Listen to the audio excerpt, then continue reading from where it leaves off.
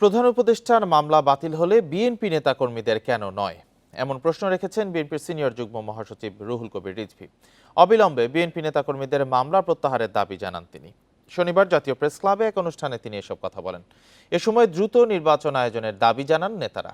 আওয়ামী লীগ ক্ষমতা আসার পর থেকে শেখ হাসিনা দেশ ছেড়ে পালিয়ে যাওয়ার আগ পর্যন্ত মোট 1,42,983টি মামলায় আসামি করা হয়েছে বিএনপির 59,29,492 জন নেতাকর্মীকে। পুলিশকে দিয়ে আমাদেরকে কাঠগড়ানোর মতো দাঁড় করিয়ে যত ধরনের অপমান, যত ধরনের লাঞ্ছনা গঞ্জনা করার দরকার সেটা করেছে।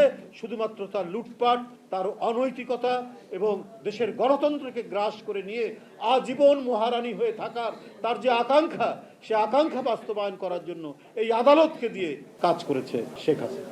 তাহলে আজ 8 মাস হলো নেই, এই মামলাগুলো কেন প্রত্যাহার হয়নি?